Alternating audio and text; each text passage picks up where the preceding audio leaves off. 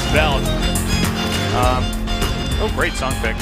Okay, so over here in the upper left, we have our Zerg player, a little bit cheesy. Samsung Galaxy can shine. You could say puts the dairy in cheese. Puts the dairy in cheese? In other words, you can't have cheese without him. Okay. There's soy cheeses. Oh, they're not real cheeses, they're toasts.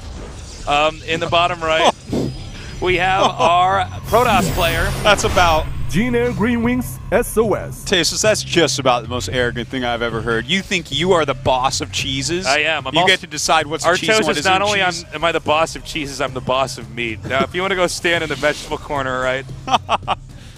Wear your crown made of cucumbers, man. Okay. Oh, wow. Quick pull. Oop.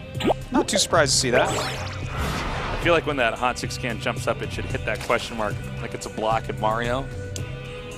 Oh, and does a mushroom come out? Yeah. And the hot 6 gets bigger? Mm-hmm. Wow. That's exactly what I thought. Or a fire flower comes out. Yeah. And then we have fireballs coming out of that can. Yeah, that would also be good. Or it gets a raccoon hat, and it's just kind of weird. Oh, yeah. Remember the Mario could get in the shoe? Do you remember this in Mario 3? Yeah. There was like a shoe you could get in? There's that one stage, the boot.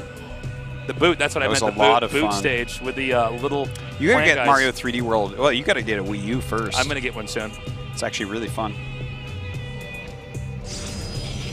Did Sonic, was he ever able to change with power-ups? Did Sonic change, or was it like he got like 100 rings or something? No, I don't think he ever No, changed. he got to go those emerald levels that were always really hard. Yeah. That like, I mean, he had friends like Tails and stuff that were different, but and Knuckles and whatnot. Never used Knuckles. I've used Tails though. Knuckles is really good because if you want to like really not play the game and glide through the entire level. Oh, that sounds like a lot of fun. It sounds like a blast. It's a total hoot, man. Yeah. No, but Knuckles is you pretty much most levels. When I get stuck on them, I just get on the top level and then just like kind of glide. There was one on Sonic CD where he had a bunch of friends. He had like a bee and an alligator, and I don't know what happened to those guys. And then there was the Sonic cartoon, which was great. I watched that all excellent. the time. That was. By the way, about this game, he's basically done an anti-shine build. This build is... run back up. Okay, now he's basically in a perfect situation against Shine. Shine has gone for an early pull. He has almost no drones, right? Because he's made so many lings. He's only on 11 drones against 21 probes. But there is a wall in here. And, I mean, Shine's doing the absolute best he can, but he's made 8 lings that are... I don't think they're actually going to end up doing anything, really. No, they shouldn't do anything. With a mothership core coming out here, he can yeah, like, he'll get lings in the base, I believe, because Azal has to come out to help save the core. He's not actually going to get this core, is he? Well, it looks like SOS is maybe just going to let What? No, you're kidding me. Oh! Wow, yeah, it looks like... I don't know if he would have gotten it. I think he was just barely not going to kill it there, but... That was like ballsy of SOS because I looked at it and I was like, that's all has come out a little bit earlier and he's going to get Craig has a moment. Oh! Oh my god, he's going to get that zone over there and block that. Oh god, SOS is so far ahead right now. My god. But this is a cool strat by Shine. Look where his third base is. Yeah, man. This guy knows how to take risks. Well, this is a really smart risk because he's like, okay, I'll just take the other main. I hope you don't check there. A lot of players in StarCraft II don't check other mains, by the way, at these phases of the game, because it's so not in the meta. Take other mains. Yeah, that's mostly very true. because I mean, it transfer time. If you do transfer, it's just unbelievable. Top level games. This is actually happening, and you're quite right about it. Like for anyone that didn't get to see it in the Pro League playoffs, stats just like.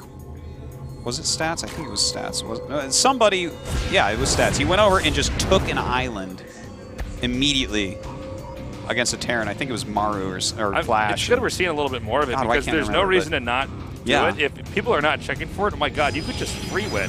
Yeah, and that's what it was. And this could turn into that where as long as he takes that other base, you know, at a reasonable speed, which can be a little bit dangerous because that's like...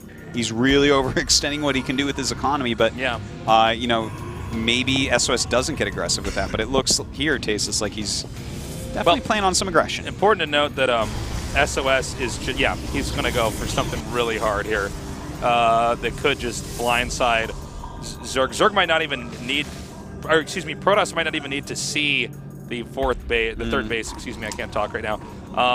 for this strat to be effective, he could just get in there and kill him. The second pylon right over here. He does get the probe. No. Wow. Excuse me, he does not get the probe. Yeah, and that spine crawler not going to do anything here. This is actually a really nice situation for SOS. He's read the situation well. He's attacking in. I think SOS wins from here. Yeah. This is like a really well planned out play. He's getting so far ahead. Like, he was already really far ahead just with his build order choice and his hole, especially when that core didn't die. But, I mean, if the core died, this never happens, right? It's a completely different game. It's probably a Zerg favored game, actually. Maybe, yeah. Without warp gates, like, he just has to play economy, right? Okay, so Zerg's going to go all the way down here and get that pylon, but Protoss can actually run all the way up. Force field? Oh my god, if he just gets us up here! Force field! Force field! There we go. Force field! Alright, well, I mean, this is just too much damage. Like, from here, if Shine holds, which, yeah, I guess he won't actually die. Well, but I guess you just do like a Baneling Bust or something. Like he's taking too much damage, right? Pretty sure. I mean, there's a lot of different ways this game could be taken from the Protoss standpoint. I mean, that micro push just there, by the way, was so sick.